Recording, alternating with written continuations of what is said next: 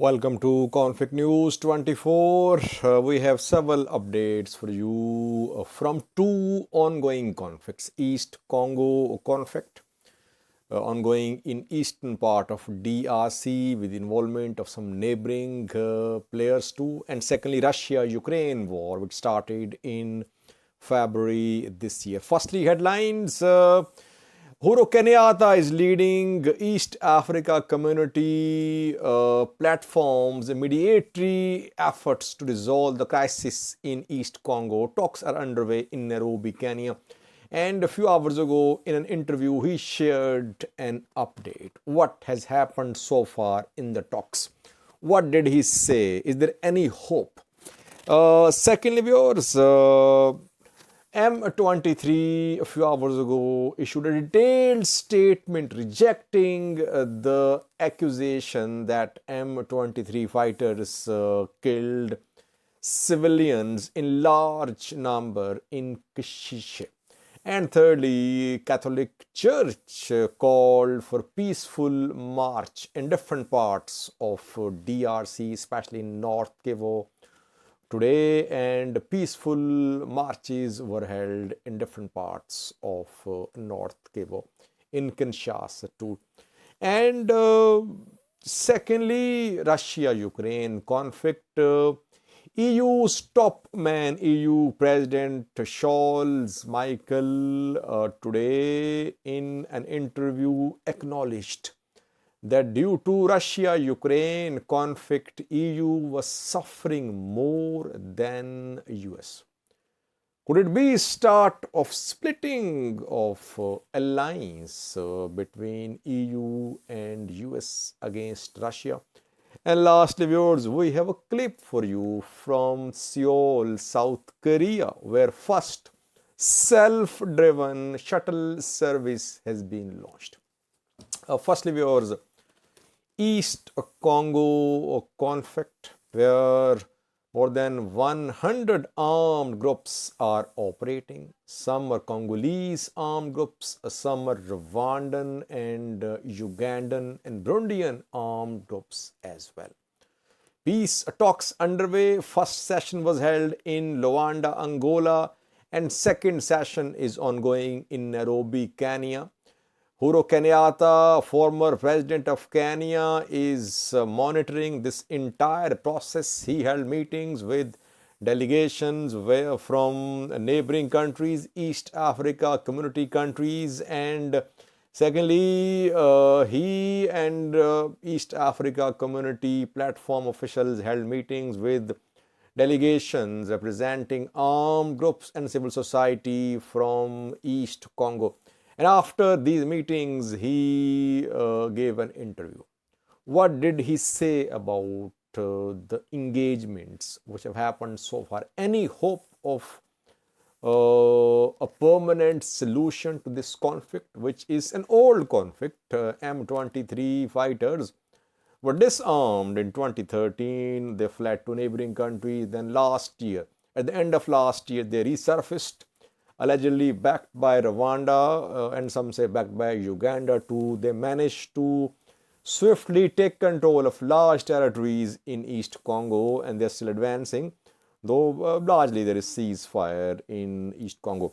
Uhuru Kenyatta said that he and East Africa community platform officials listened to the concerns of all groups which are in Nairobi, Kenya, the groups from East Congo, representing armed factions, representing civil society. Major armed groups are not part of these talks, like M23, FDLR, Mai, ADF, and others. He said armed groups are ready to surrender their weapons, but the cause behind the taking up of arms must be addressed. So what is going to happen is that after all these engagements which are ongoing in Nairobi, Kenya, proposals, recommendations will be prepared and sent to DRC's government. Democratic Republic of Congo's government, which will then make decisions what to do. Obviously, these groups in talks in Nairobi, Kenya, have their demands, which will be accepted or rejected by the Congolese government. So, after the engagements in Nairobi, it will be communicated to DRC government, which will make final decision. Secondly, he said that a question was asked about M23, that will Uhuru Kenyatta, will EAC talk to M23, because DRC is against direct talks with M23. M23 in its statements has been saying that it wants direct talks with DRC government. DRC says no talks, direct talks with M23. M23 must withdraw from newly captured areas, then talks can start. Uhuru Kenyatta did not reject the possibility of, he did not rule out the possibility of direct talks with M23, but he said that Luanda summit declaration should be implemented before start of talks between M23 and EAC. And Luanda summit held more than a week ago proposed that M23 should withdraw from all areas under their control.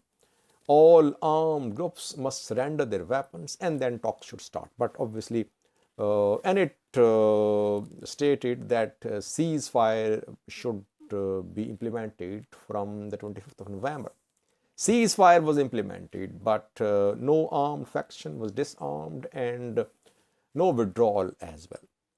It means so far no direct talks between M23 and EAC. But after these engagements ongoing, there could be start of another round of talks between armed groups and EAC facilitator and officials. It could happen.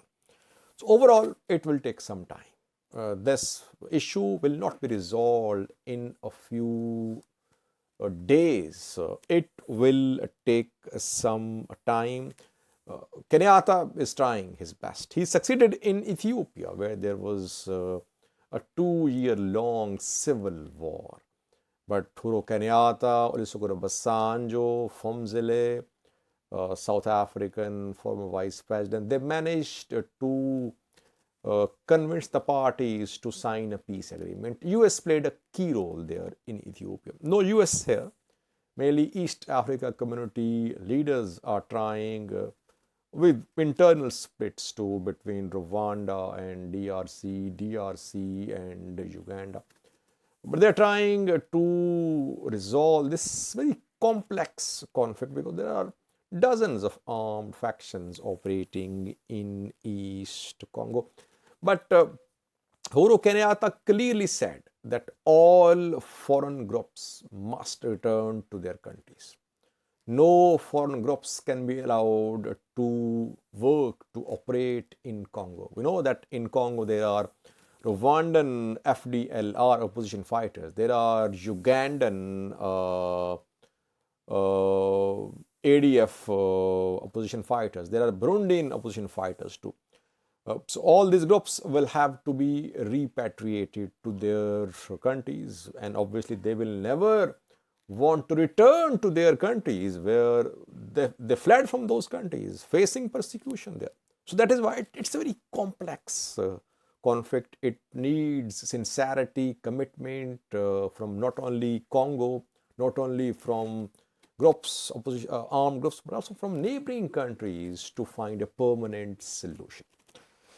Secondly, viewers, M23 fighters have released a very detailed statement rejecting the government claim that around 100 civilians have been massacred by M23 fighters in Kishishe.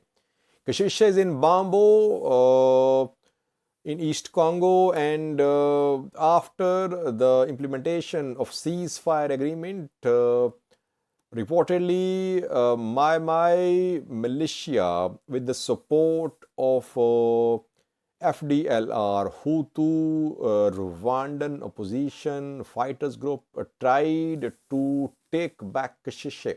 There was heavy fighting in Kashishe between M23 and Mai Mai, supported by FDLR. Mai Mai could not take back Kashishe, it had to retreat.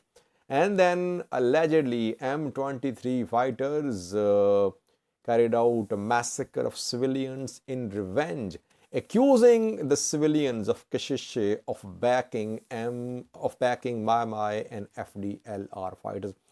Around 100 casualties are being reported by Congolese government, by human rights organizations. Amnesty International yesterday accused M23 aid workers. They also accuse M23 locals too. Some they say that M23 fighters killed dozens of people in Kashishe Bambu, accusing them of supporting Mai Mai and FDLR. But M23 in the statement denied.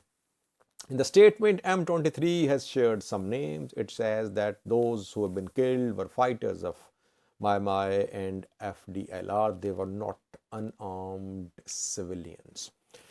Thirdly, viewers, on Sunday, a Catholic Church called for peaceful march in different parts of North Kivu, different parts of Congo.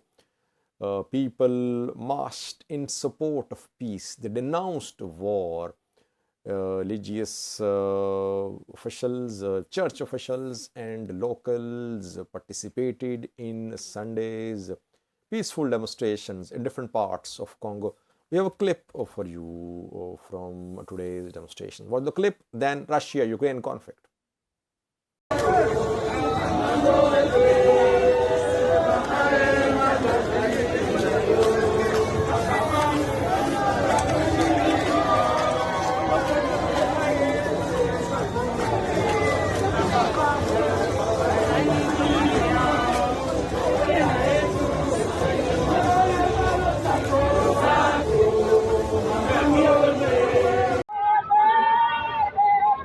Bonjour chers internautes, ici on est à Kinshasa, on est exactement sur l'esplanade du Palais du Peuple. Secondly, viewers, Russia-Ukraine conflict ongoing since February this year.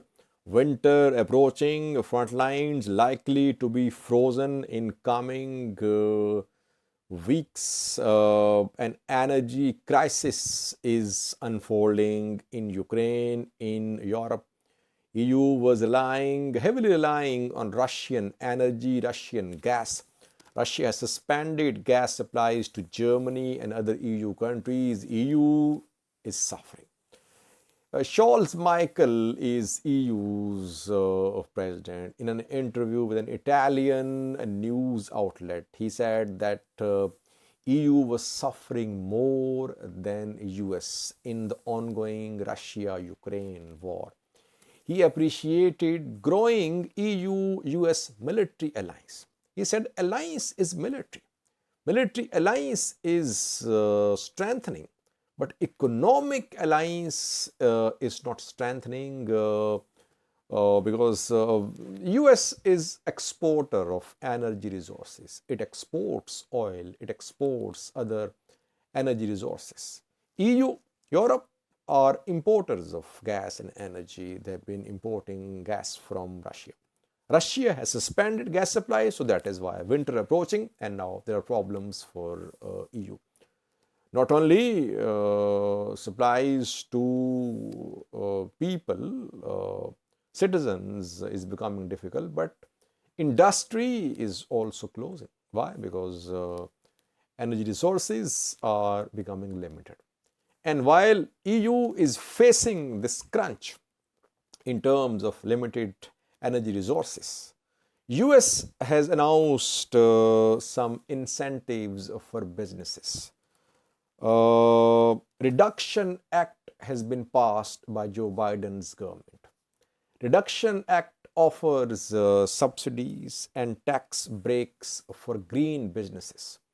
And there are fears that businesses, factories in European countries could shift to US because US is offering them incentive subsidies. So that is why Europe is uncomfortable that US should support Europe economically. But US is offering incentives to businesses, and the businesses could be shifted. The businesses could decide to shift to US from Europe. So there are issues between economic problems between Europe and US. Can this alliance continue, which is mandatory for Ukraine's resistance against Russia?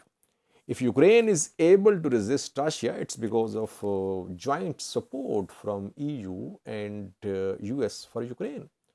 But economic crisis starting, recession in some countries starting, we could see some fissures in EU-US alliance against Russia. Lastly, your self-driven vehicles are relatively new phenomena, but now self-driven shuttle services are also being launched. Seoul, South Korea has launched its first self-driven shuttle service. How would the passengers be feeling sitting in the bus which is self-driven without any driver? Watch this clip from Seoul, South Korea. Thank you for watching.